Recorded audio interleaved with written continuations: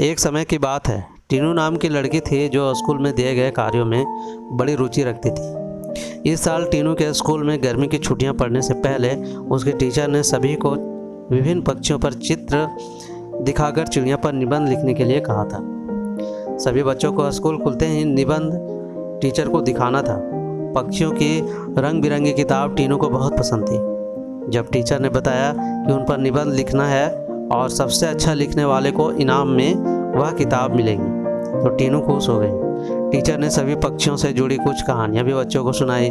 इसके बाद स्कूल की गर्मियों की छुट्टियाँ पड़ गई। यूँ तो टीनू हर साल अपनी गर्मियों की छुट्टियाँ बिताने के लिए कहीं न कहीं जाती थी, लेकिन इस साल की छुट्टियों में टीनू रोज़ पास के ही बगीचे में जाकर पक्षियों और उनके घोंसले को देखने लगी। उस बगीचे में गौरैया, दर्जिया, लवा जैसे बहुत से पक्षी आते थे।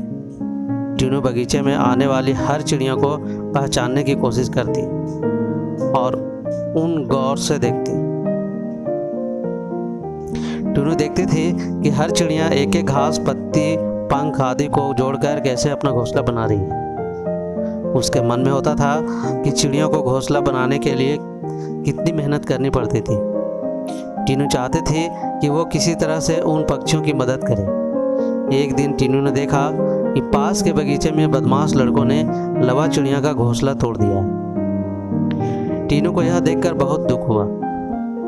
उसने सोचा कि क्यों ना मैं इसके लिए खुद एक दो घोंसले बना दूं, शायद यह इसका इस्तेमाल कर लेंगी।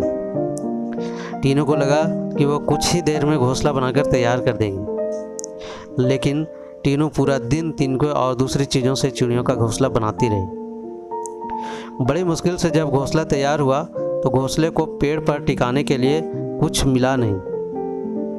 टीनू की माँ यह सब देख रही थी।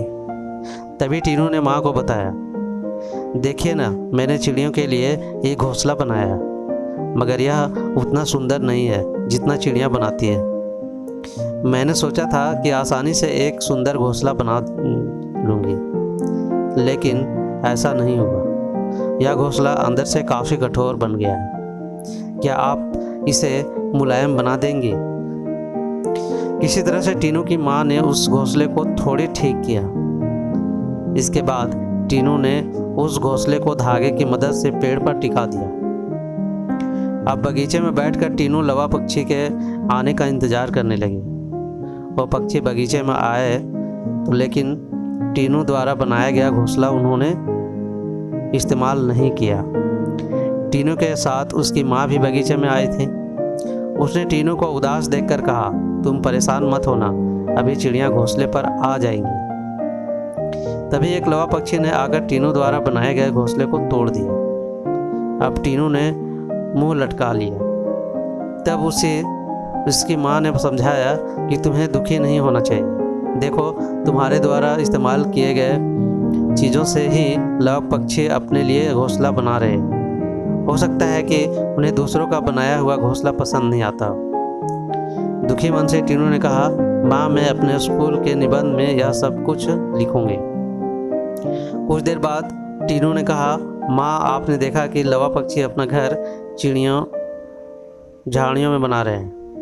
जवाब में टीनू की माँ बोलती, बेटा, मैंने सुना था कि लवा पक्षी अपना घोंसला किसी के घर के रोशनदार या पेड़ पर ही बनाते हैं। आज यह नई बात पता चली है। कुछ और दिनों बाद टीनू ने लवा पक्षियों के बारे में एक और बात जानी कि वो सीधे उड़कर अपने घोंसले में नहीं आते।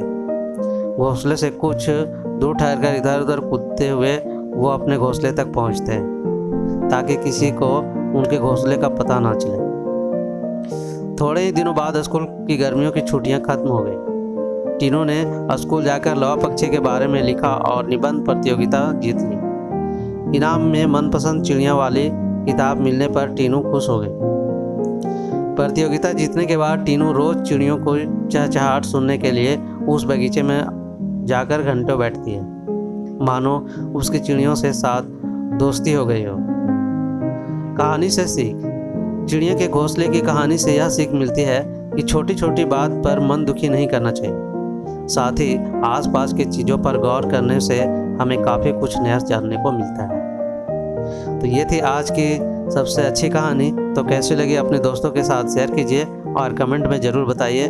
मिलते हैं एक ऐसा ही नई कहानी के साथ, तब तक के लिए धन्यवाद।